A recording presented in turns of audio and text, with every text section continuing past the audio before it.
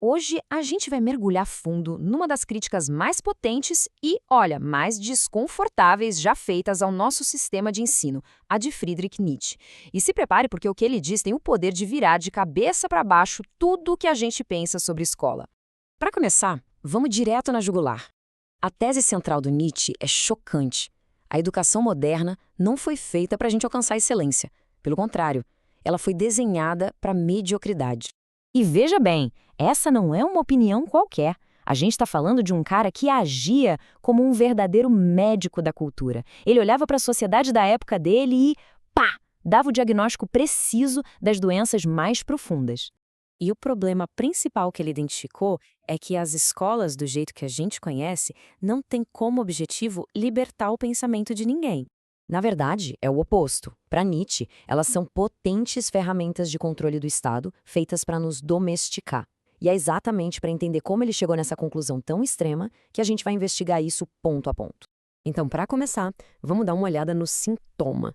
Que doença é essa que Nietzsche viu na educação? De onde ela veio?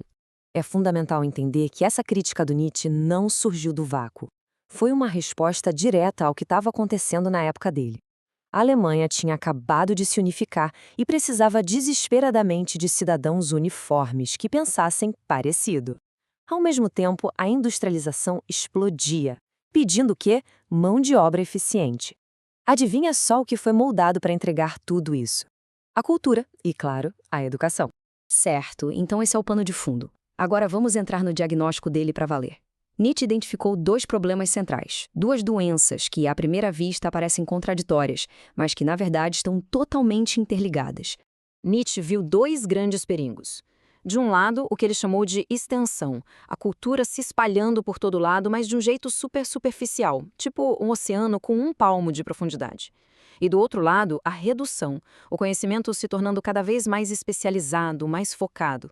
Tipo um poço super fundo, mas com o diâmetro de uma moeda. Para ele, os dois caminhos acabavam no mesmo lugar, o enfraquecimento do potencial humano. A primeira doença, a da superficialidade, cria o que ele chama de homem corrente. E a metáfora que ele usa aqui é fantástica, a moeda corrente. Pensa bem, uma moeda é igual a todas as outras. Passa de mão em mão e o valor dela é só circular na economia. É isso. A educação cria pessoas assim, conformistas, intercambiáveis, cujo maior objetivo é só se encaixar no mercado. Aí vem a segunda doença, a da redução, que cria o especialista. É aquela pessoa que sabe cada vez mais sobre cada vez menos. Nietzsche chega a comparar com um operário de fábrica que passa a vida inteira fazendo um único tipo de parafuso.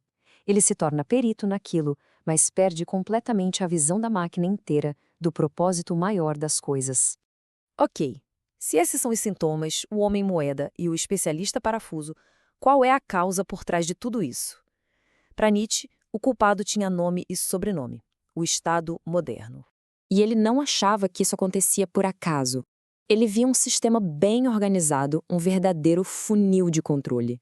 Começa no ginásio, onde se martela na cabeça que o mais importante na vida é ser útil. Depois vai para a universidade, que para ele funciona como um tribunal que só aprova o conhecimento seguro, dócil. E o golpe de misericórdia é a neutralização da filosofia, que é justamente a maior ferramenta para um pensamento crítico de verdade.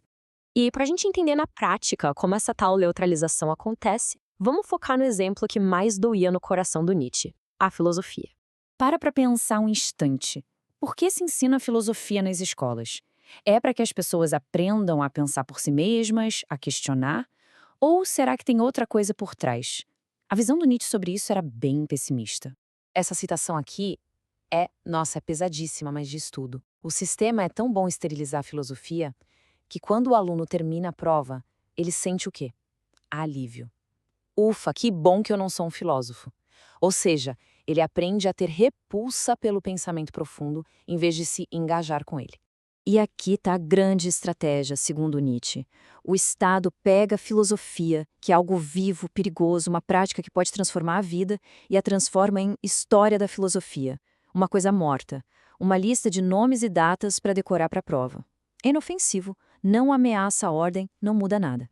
Mas existe uma alternativa a isso. Décadas depois, outro filósofo, Gilles Deleuze, deu uma ideia que tem tudo a ver com o espírito de Nietzsche. vê a filosofia como uma arte do retrato. Ou seja, em vez de só decorar o que um pensador disse, o objetivo é entender qual problema da vida real fez ele ter aquela ideia. Aí sim, a filosofia volta a ser uma resposta ativa aos desafios do mundo. Bom, se ele diagnosticou a doença e identificou a causa, qual era a cura proposta por Nietzsche? Qual era o remédio que ele receitava para tudo isso? A proposta dele é uma inversão completa de valores. Para Nietzsche, a educação não deveria servir nem ao Estado, nem ao mercado. O objetivo real dela deveria ser um só: cultivar o gênio. E não é gênio no sentido de QI, mas sim no sentido de um indivíduo autêntico, superior, que cria os próprios valores e que realiza a si mesmo.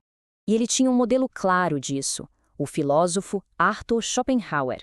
Para Nietzsche, Schopenhauer era o ideal de educador. Um pensador solitário que manteve sua honestidade e independência acima de tudo, que não se curvou às pressões das instituições nem da opinião pública. Esse era o mestre de verdade. No fim das contas, tudo se resume a esta frase. Para Nietzsche, este é o objetivo final de qualquer educação verdadeira. Não é se conformar a um molde que te dão, mas sim entrar num processo constante de autocriação, de autossuperação. Isso tudo nos joga de volta para o hoje, com uma pergunta que fica no ar. Essa crítica do Nietzsche, lá do século XIX, será que ainda faz sentido? A educação que temos hoje é uma ferramenta para o conformismo, para criar mais moedas correntes? Ou ela nos dá um caminho para a autocriação, para nos tornarmos quem realmente somos? A reflexão, no fim das contas, fica com cada um.